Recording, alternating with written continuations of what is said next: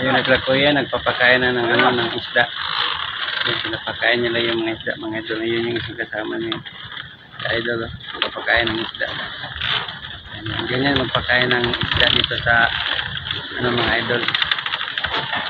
Sanay na yun, mga idol, kasi gawa ng kahit na medyo maalon, hindi yan sila nalululag, gawa ng sanay na sila dito sa pamumuhay dito sa gitna ng, ano, dagat. Kasi ito yung ano talaga nagtrabaho sa fish. Ano, parang baliwala lang, pero si Tatay Vlog nyo medyo mahawak pa sa, ano, sa drum, gawa ng siyempre takot tayo baka mahulog kayo sa tubig. Pero sila mga idol, tingnan mo, parang wala lang. Ayan, sa isang, ano, mga idol, sa isang ganyan, sa isang box na ganyan, ano, 3 sako yung, ano daw, pinapakain nila. So medyo magastos din pala mga idol, kaya hindi tayo magtataga kung medyo mahal yung bangus na isda sa palengke. Minsan nga mura, so medyo minsan mahal, kasi yun naman pala kung magpakain sila. Ayan siya, idol. Bantog din medyo mamahal po, no, kay tulog po dito tao, no. Tara. So ayun mga idol, Dagko na naging lo. so, ayun mga idol, uwi na naman tayo kasi hapon na. Yes, sumakyan na tayo ng Gimana? Ayan sa idol, idol Buyit, si Boy Pongkol on the mix. I-ride na naman tayo mga idol, kasi nga pauwi na naman tayo, kasi si Boy Pongkol meron na mapuntahan doon sa playa, kasi nga ipunta namin yung bibigyan niya, ano, bibigyan niya ng charity niya, kasi yun wala yung paa, putol, kaya punta ni Boy Pongkol para tingnan kung okay ba siya malagyan ng artificial na leg.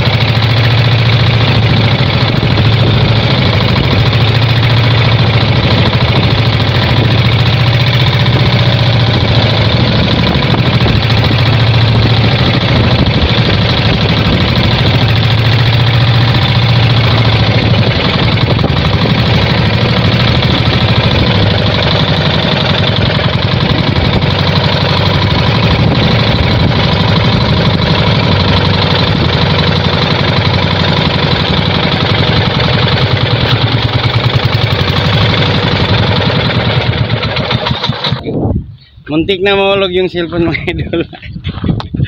Muntik mabitiwan ni ano ni Idol Boy Pongkol.